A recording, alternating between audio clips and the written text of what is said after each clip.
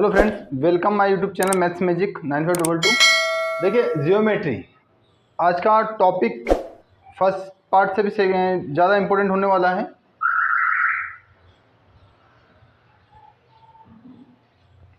Hello friends, welcome my YouTube channel maths magic 9522। Geometry रेखागणित के बारे में आप क्या जानते हैं? देखिए, रेखागणित के बारे में हम एक पार्ट पहले बना चुके हैं। पहले भाग में रेखाएं क्या हैं, किरण क्या है, रेखाखंड क्या है, बिंदु क्या है, इस सभी के बारे में हम काफ़ी विस्तृत जानकारी ले चुके हैं और काफ़ी डिटेल्स में वीडियो बना हुआ है। आज हम जानेंगे कोण के बारे में। कोण क्या होते हैं? देखिए, जब रेखाएं आपस में मिलती हैं तब कोण का निर्माण होता है। दो समांतर रेखाओं को एक तिर्यक रेखा जब प्रतिच्छेद करती है तब कोण का निर्माण होता है। इस प्रकार के जो डायग्राम है उससे हम पहले समझ चुके हैं। एक बार थोड़ा रिवाइंड कर लीजिए आप। इस तरह से जो कोण बनते हैं, देखिए ये कोण बन रहे हैं। इस तरह से जो बाह्य कोण और अंतःकोण बनते हैं, ठीक है। जो अंदर हैं, इन दोनों रेखाओं के अंदर जो है वो अंतःकोण है और इनके बाहर वाले कोण को बाह्य कोण कहा जाता है। अब एकांतर कोण किसे कहते हैं? जो दोनों में एक लाइन का अंतर है, सिर्फ ये एकांतर कोण होते हैं। जैसे एग्जाम्पल के लिए 4 = 5, 4 और 5 जो कोण है दोनों का माप बराबर है। 3 और 6 का कोण का माप बराबर है। अब सम्मुख कोण किसे कहते हैं? ये सम्मुख कोण या शीर्षाभिमुख कोण, ये 3 और 2 ये शीर्षाभिमुख कोण है। 1 और 4 ये इस तरह के जो कोण है वो शीर्षाभिमुख कोण है, वो दोनों का माप समान होता है। अब संगत कोण किसे कहते हैं? देखिए 1 और 5, 3 और 7, यहाँ पर 2, 6, 4, 8, देखिए ये संगत कोण है। अब शीर्षाभिमुख कोण क्या है, संगत कोण क्या है, एकांतर कोण क्या है, इसके बारे में काफ़ी डिटेल से वीडियो बना चुके हैं हम।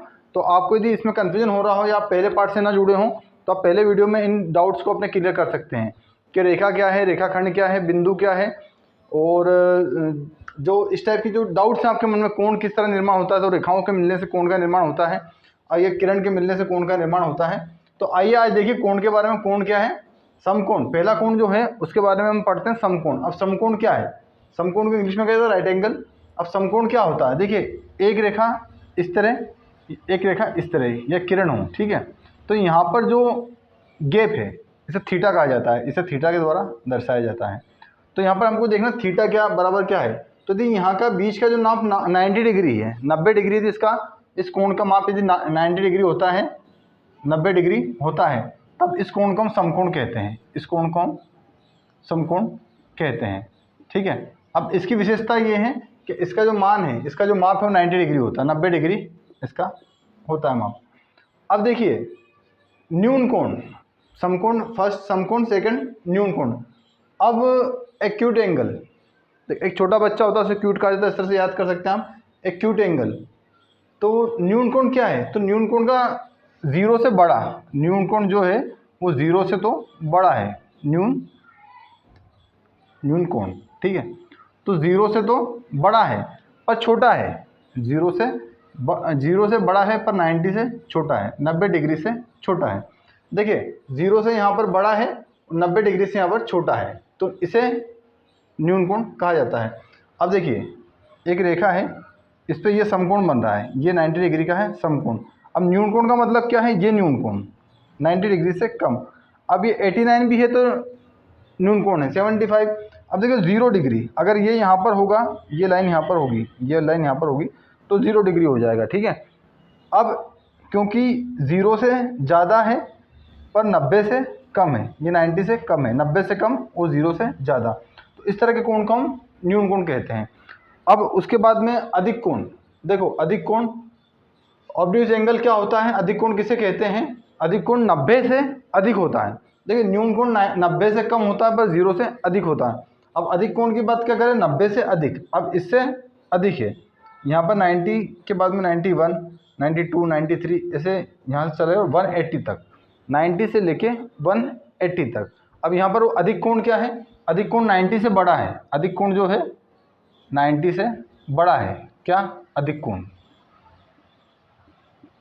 अधिक कोण। पर यहाँ पर छोटा है, किससे छोटा है?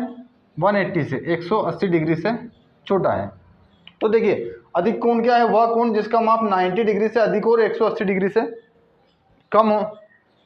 समकोण क्या? वह कोण जिसका माप 90 डिग्री हो और न्यून कोण क्या है उसका, जिसका माप 0 डिग्री से तो ज़्यादा हो और 90 डिग्री से कम हो, वह कोण क्या होता है, न्यून कोण होता है। ठीक है।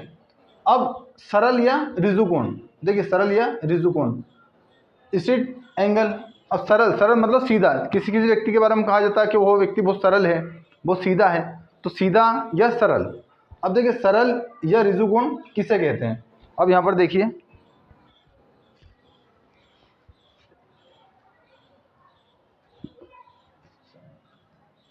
एक सीधी रेखा पर बनने वाला कोण, एक सीधी रेखा पर बनने वाला कोण, देखिए इस तरह का एक सीधी रेखा पर बनने वाला कोण यहाँ से लेके यहाँ तक का जो माप है वो 180 डिग्री होता है।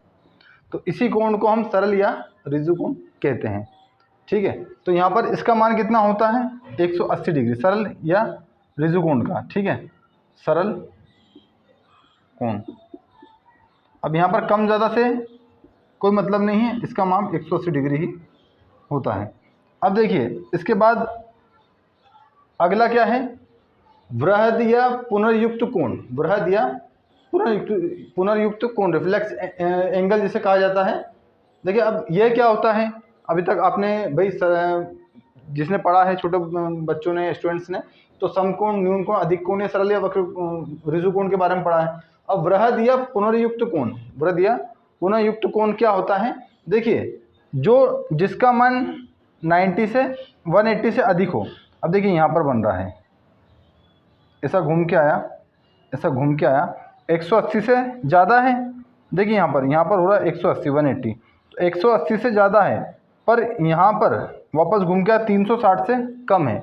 180 से ज़्यादा हो और 360 से कम हो। अब देखिए वृहद या रिजु कोण कितना, 180 डिग्री, 180 डिग्री। अब 180 डिग्री से तो ज़्यादा है, तो 180 डिग्री छोटा है और वह कोण बड़ा है। कौन सा कोण, वृहद कोण। ठीक है। वो 360 डिग्री से छोटा है, यहाँ पर 360 डिग्री से छोटा है। तो ऐसे कोण को वृहद या पुनर्युक्त कोण कहते हैं। अब आप काफ़ी इजीली तरीके से समझ चुके होंगे, समकोण क्या है, न्यून कोण क्या है, अधिक कोण क्या है, सरल या रिजु कोण क्या है, वृहद या पुनर्युक्त कोण क्या है। अब देखिए इसके बाद में जो अगला कोण आता है, पूर्ण कोण। यहाँ पर अगला जो कोण है वह पूर्ण कोण है। अब पूर्ण कोण क्या है, देखिए यहाँ पर ये स्टार्ट हुआ, यहाँ पर से स्टार्ट हुआ, यहाँ पर से घूम करके वापस यहीं पर आ गया, तो यह होता पूर्ण कोण, पूर्ण कोण। अब इसका मान कितना होता है, 360 360 डिग्री इसका मान होता है। अब आप कहेंगे यहाँ तो जीरो कोण है, क्योंकि 0 से 90 के बीच में मैंने यहाँ पर बताया था कि ये 0 से 90 के बीच में। ऐसा नहीं है, ये पूरा चक्कर लगा क्या है, पूरा एक राउंड लगा क्या है, तब जाकर के ये पूर्ण कोण बना है। अब देखिए एक बार थोड़ा सा बारीकी से फिर से देखते हैं कि समकोण क्या है, न्यून कोण क्या है, अधिक कोण क्या है, रिजु कोण क्या है। तो इसके थोड़ा डायग्राम के माध्यम से समझने की कोशिश करते हैं। देखिए ये तो समकोण आपके सामने है। अब न्यून कोण क्या है, ये देखिए ये न्यून कोण है, यहाँ पर मान लीजिए 45 डिग्री, 45 डिग्री का जो कोण है वो न्यून कोण है। ठीक है। अब उसके बाद अधिक कोण क्या है, तो अधिक कोण ये है 90 डिग्री से ज़्यादा, मान लीजिए सपोज कीजिए यहाँ पे 120 डिग्री। ठीक है। तो ये कौन सा कोण हो गया, यह हो गया अधिक कोण।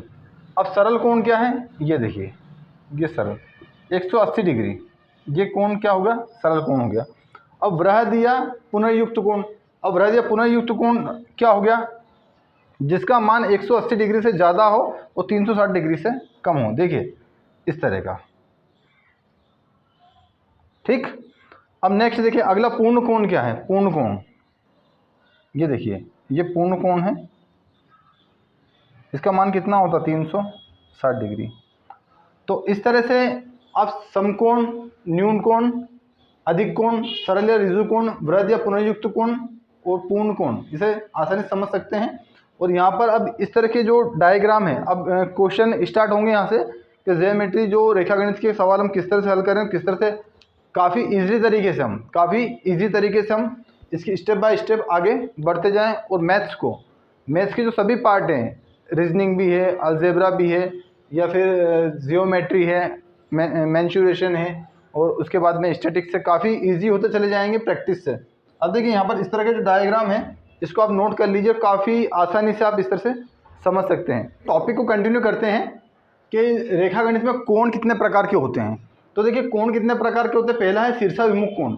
अब शीर्षाभिमुख जो कोण होता है वर्टिकली एंगल, उसे किसे पहचाना जाता है, देखिए दो समांतर रेखाओं को एक त्रियक रेखा काटती है, रेखा ABCD को एक त्रियक रेखा EF काटती है।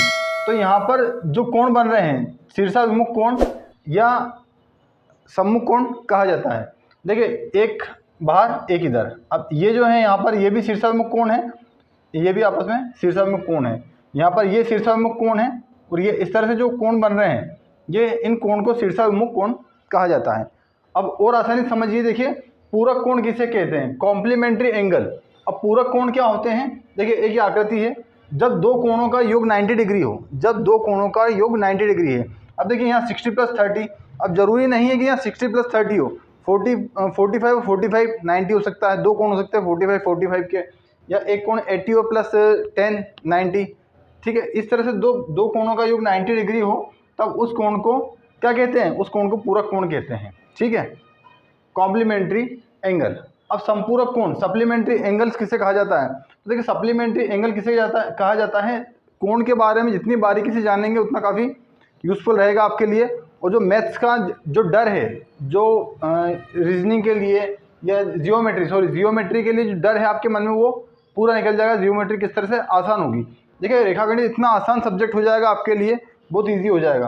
तो अब यहाँ पर हम बात कर रहे हैं संपूरक कोण की। तो संपूरक कोण क्या, 3rd नंबर का देखिए आप यहाँ पर संपूरक कोण, जब दोनों कोण का योग, जब दो कोण हैं, एक कोण 80 का हो और एक 100 का हो, ऐसा जरूरी नहीं कि 80 100 का हो, पर जब दोनों कोणों का योग 180 डिग्री हो, देखिए 80 + 100 180।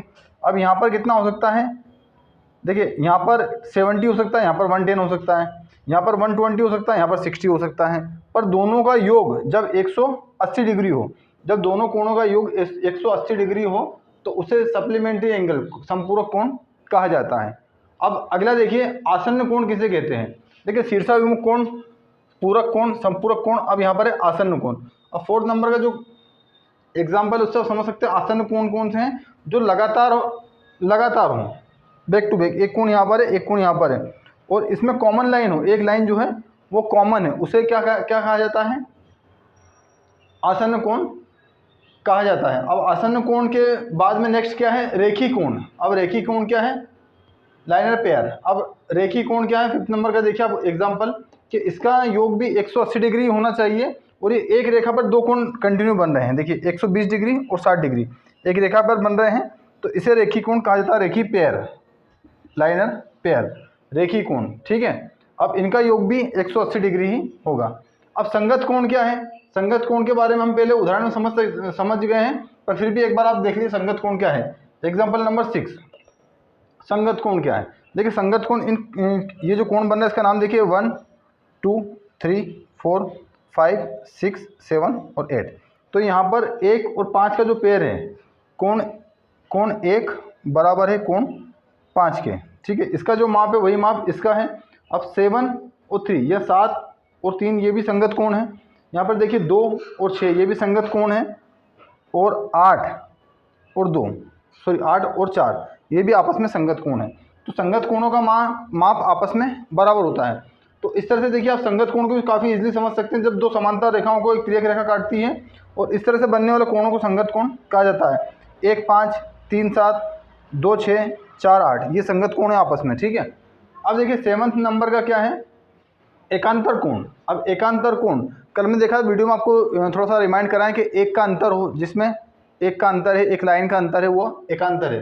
देखिए यहाँ पर ये एकांतर कोण है, ये एकांतर है, ये आपस में एकांतर है, तो यहाँ से ये एकांतर है, ये कोण एकांतर है और ये वाले कोण एकांतर है, ठीक है। अब यहाँ पर आप एकांतर भी समझ गए हैं, संगत कोण भी समझ गए हैं। अब उसके बाद में अंत कोण किसे कहते हैं, अंत कोण मतलब अंदर बनने वाले कोण, अंदर बनने वाले कोण। अब अंदर बनने वाले कोण दो समांतर रेखाओं को जब त्रियक रेखा काटती है तो अंदर बनने वाले कोण को अंत कोण कहा जाता है। ये देखिए एग्जाम्पल नंबर 8, ये अंदर कोण बन रहे हैं, ठीक है। ये यहाँ पर ये देखिए 1 2 3 4 5 6 7 और 8, तो 3 4 और 5 6, 3 4 5 एंड 6 ये जो है अंत कोण है, ठीक है। तो इस तरह कोण को भी काफ़ी आसान समझ सकते हैं। एक बार फिर से रिमाइंड कर लीजिए कि शीर्षाभिमुख कोण किसे कहते हैं। इस डायग्राम की हेल्प से आप काफ़ी इजी तरीके से समझ सकते हैं। उसके बाद पूरक कोण किसे कहते हैं, संपूरक कोण किसे कहते हैं, आसन्न कोण किसे कहते हैं, रेखी कोण, संगत कोण, एकांतर कोण, अंत कोण, ठीक है, vertically angle, complementary angle, supplementary angle, adjust angle, liner pair. तो इस तरह से जो सभी उदाहरण हैं, जितने भी कोण हैं, इन सभी के डायग्राम बने हैं। आप काफ़ी इजी तरीके से इसे समझ सकते हैं। अब देखिए रेखागणित कब इजी होता चला जाएगा, जब उसके और भी उदाहरण देखेंगे। कुछ लाइनें खुद तैयार करिए, उसमें देखिए कितने अंत कोण बन रहे हैं, कितने संगत कोण बन रहे हैं, कितने एकांतर कोण बन रहे हैं। अब यहाँ पर काफ़ी इजी होता जाएगा।